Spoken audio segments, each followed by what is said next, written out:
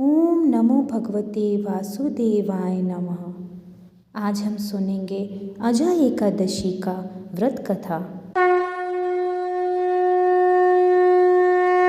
ब्रह्मा व व्रत पुराणों में श्री कृष्ण और युधिष्ठिर महाराज के संवाद में अजा एकादशी के महात्म का वर्णन किया गया है।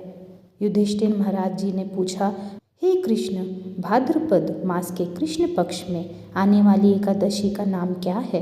कृपया विस्तार से आप वर्णन करें। भगवान श्री कृष्ण ने कहा, हे राजन, सब पापों को नष्ट करने वाली इस एकादशी का नाम अजा एकादशी है।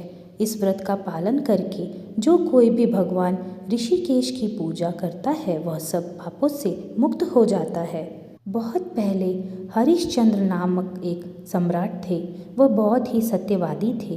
अनजाने में किए गए पाप के कारण और अपने वचन की पूर्ति के लिए उन्होंने अपना राज्य गंवा दिया। इतना ही नहीं, पत्नी तथा पुत्र को भी बेचना पड़ा।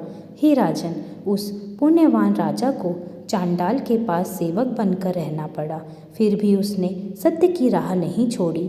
चंडाल के आदेश पर मजदूरी करके वह राजा मृत शरीर के वस्त्र इकट्ठा करते थे। इस प्रकार शूद्र काम करते हुए भी वह सत्यवादी ही रहे। अपने आचरण से उनका कभी पतन नहीं हुआ। इसी तरह उन्होंने बहुत वर्ष निकाल लिए। एक दिन राजा अपनी दुर्भाग्य पर विचार कर रहे थे कि मुझे अब क्या करना चाहिए, कहाँ जाना चाहिए, इससे मेरा छुटकारा कब होगा।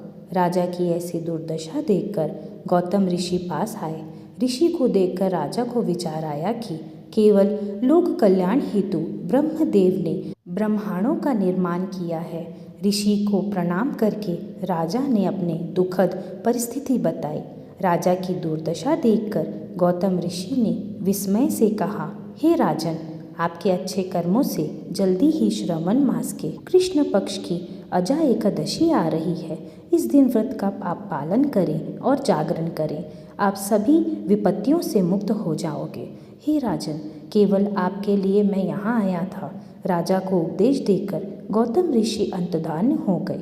राजा ने इस व्रत का पालन किया और वे सभी विषाद से मुक्त हो गए। भगवान श्री कृष्ण ने कहा, हे नृपेंद्र, अनेक वर्षों तक भोगने वाले दुख इस अद्भुत व्रत के प्रभाव से फौरन नष्ट हो जाते हैं। इस व्रत के प्रभाव से राजा हरिश्चंद्र को उनकी पत्नी तथा मृत पुत्र जीवित होकर वापस मिला।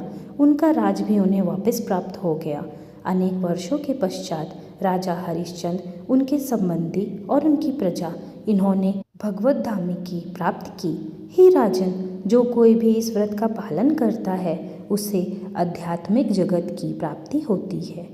जो कोई भी इस व्रत का महात्मा श्रद्धा से सुनेगा अथवा पढ़ेगा उसे अश्वमेध यज्ञ करने का पुण्य प्राप्त होता है। ओम श्री हरि विष्णु।